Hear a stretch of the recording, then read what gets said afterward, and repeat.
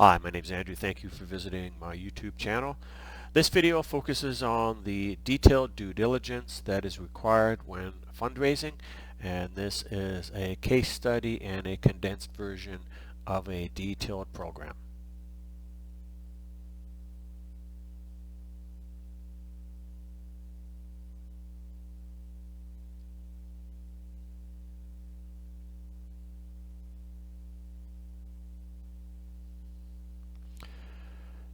So this is a condensed version of my comprehensive how-to guide for real estate firms preparing for fundraising and due diligence. This was a 75-page document that I created for a real estate company back in 2024 to help them outline their complete due diligence program for their real estate disposal and fundraising program. So basically this is more of a condensed version for the video, but here is what the document looked like.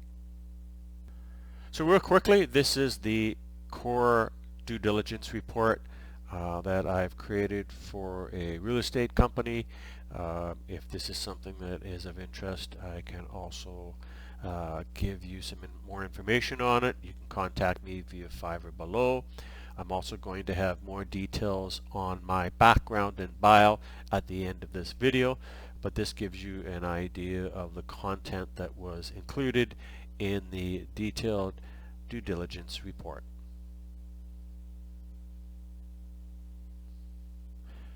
So now let's start back with an introduction to a due diligence data room. The first point is define the purpose of the due diligence data room. So a secure, centralized repository where all critical documents are stored to facilitate investor review. Emphasize its importance in building investor confidence by showcasing transparency and professionalism. Differentiate between physical and virtual data rooms, highlighting why virtual data rooms, VDRs, are the preferred option. Now, I help clients fundraise for mainly real estate or development projects, and when I'm first going out to clients to see if there's a match with the group that I deal with and themselves is to take a look at what they've done on the DD side. Most of them are going to be very upfront and will share some sort of a link to the DD, and if it's reasonably robust, it helps us make a really quick decision on whether we're going to be able to help them. If they don't have a DD room at all, then typically I would be really concerned about their ability to raise funds, because at the stage that they're in, if they're looking to raise 10, 20, 50 million, $100 million, they should know that this is the first step that they're going to need to attract either a third-party group or to attract people to help them with the fundraising process. So the steps to organize a data room. Step 1, select a virtual data room platform. Choose a secure and user-friendly VDR platform. Example, Dropbox. I use Dropbox because it's quite easy and it holds a fair bit of information. On the free platform, DocSend, Deal Room, or Share File, they're all good. Ensure features like permission settings, watermarking, document version control, and activity tracking.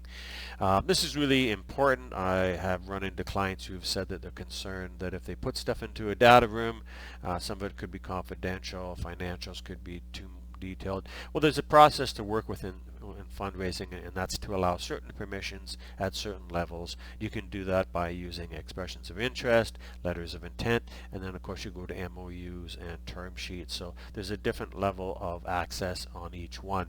In the early stages, you're just really sharing marketing material, maybe some plans, that sort of thing, but you're not really sharing too much in the way of confidential information.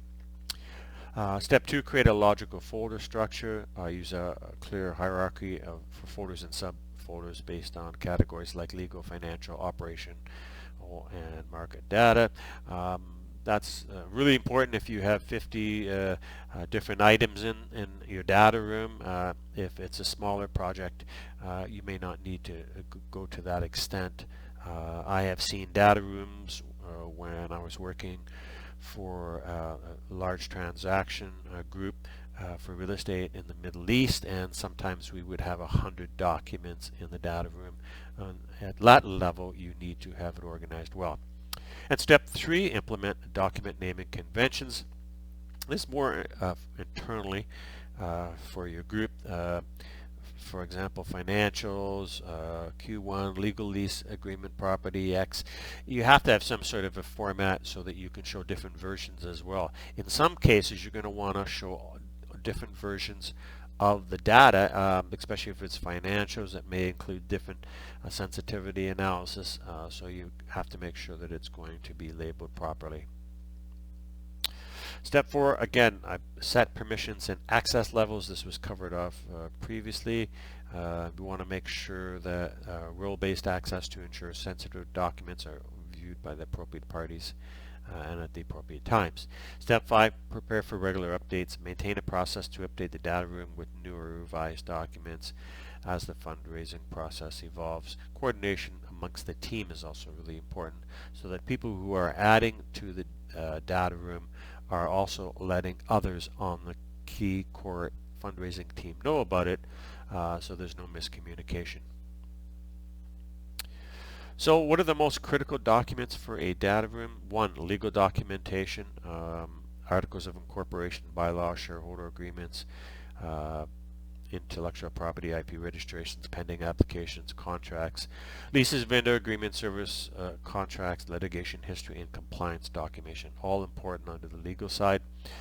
Financial records, historical financial records that go back 3 to 5 years, pro forma financials, projections, tax returns and audits, and details of any outstanding debts or liabilities. Again, these can be phased in, and permissions could be allowed for access to them. Operational information, organizational structure, key personal bios, details of current operations, processes and systems, and asset registers and inventories. So there's a number of items there on those first 3. Moving on to the next, market and strategic data, market research, feasibility studies and competitive analysis, strategic plans and growth projections. Obviously, in the very beginning stages, these are not items that you're going to leave open. You don't want to spend money on research and then have potential competitors or people that work for other organizations to grab it and get freebies. This is stuff that I would generally only allow to be seen once there's a official expression of interest or maybe an LOI at this stage.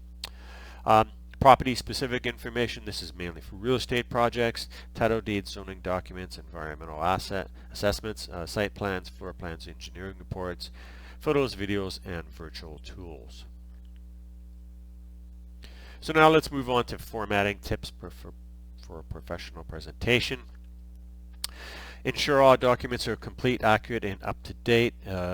There should be a consensus among the team of what is going to go into the data room and how it's supposed to be formatted. Use PDF format where necessary to maintain consistency and prevent unauthorized edits. The problem with PDFs now, maybe 5, 6, 7 years ago, it was harder to copy and use them. Now it's pretty easy to take a complete PDF, turn it into a Word document without any software, or at least do summaries. So some of this may change. You may also just want to use screenshots, which are harder to copy as well. Number of folders for easy navigation, e.g. 1 legal documents, 2 financials. Common sense stuff that sometimes doesn't become common sense when people set up the data rooms and their information. Include an index or table of contents that maps the folder structure, really important if you're getting past 20-25 documents. Optimize documents for digital viewing by adding bookmarks and hyperlinks to lengthy files. Strategies for ensuring easy navigation. Provide a welcome letter and introductory guide to include instructions on navigating the data room. Mainly because you don't know at what level people on the other side are going to be using it, so you want to be able to show them how to navigate them. Again, generally if it comes to real estate projects, they do have a lot of technical information, financial information, legal, site plans, so there's a fair bit of information to go in. Again, it's not uncommon to see 50, 75 documents when it comes to something in the real estate realm. Utilize search functionality. Ensure the platform has robust search capabilities for quickly locating files. I find using Dropbox really simple to navigate and able to set up folders in that way.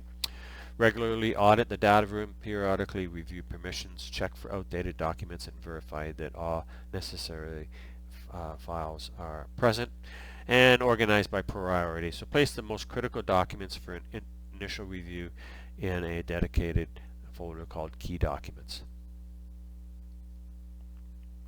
Best practices for security and investor confidence. You can enable two-factor authentication for all users. That might be a little bit complicated if it comes down to very technical, or if you're looking at proprietary technologies. You may want to use that. For most real estate projects, I think it's just a permission-based system works well. Watermark documents with the recipient's email or name to defer unauthorized sharing. Again, you're really going to have to just make sure that if it's sensitive material, make sure it's only with clients who are, maybe even past the expression of interest. Maybe you've worked on some general terms. You're kind of going to get to know a little bit about how the client acts. Also, you're going to have researched them as well. If I'm working with a real estate developer or a group that's trying to look for capital or even dispose of a large amount of assets, I'm going to know who's on the other side. If there's somebody that says, oh, it's confidential, I can't tell you, we won't even deal with them, because nobody should be that confidential at the stage. So just keep in mind that there's always somebody that's willing to take a look at your information and use it for their purposes or free research, that sort of stuff.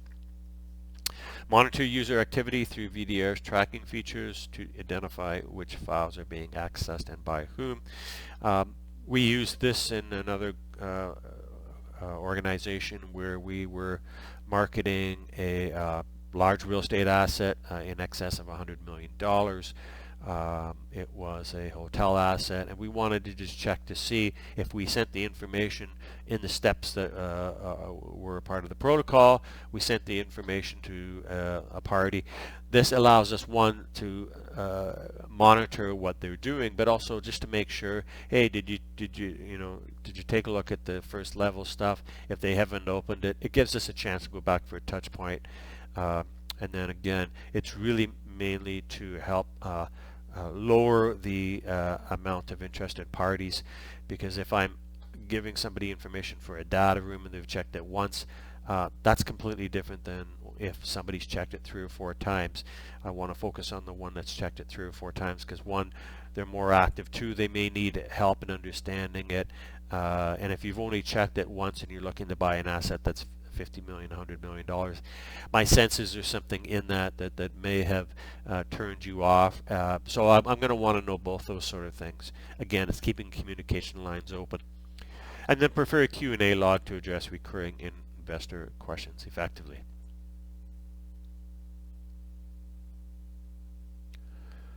So other than going to the larger document, that's just a streamlined look at how a DD room could be set up. Now, getting back to previous video that I had on the fundraising process, it's important to remember that the total timeline for fundraising estimated could be anywhere from 6 to 9 months, depending on project complexity, investor responsiveness, and external factors. And it's really important when you start to discuss fundraising with your internal team or a third party that's going to be helping you, to understand that whatever the time length is in the detailed plan is something that is very rarely going to be rushed. Almost everybody wants to get their funds right away. I always like to tell people that you should really start thinking about 9 to 12 months for successful fundraising from the day you start that initial kickoff meeting. I hope you enjoyed that video. Just a quick bit about myself. I'm a fundraising strategist with 15 years of experience in high-end real estate sales and marketing spanning Canada, Dubai, and the Caribbean.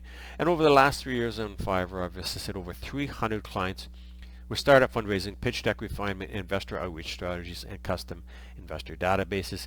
In addition, I serve as an advisor to a New York-based private equity firm with capital commitments of $10 billion. This capital is strategically allocated to projects across the Middle East, Asia, and the USA, with a focus on income-generating real estate.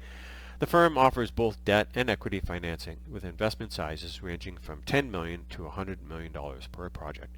You can get more information about my background and services by clicking my Fiverr link below. Thank you for watching this video. Please like, share, and subscribe.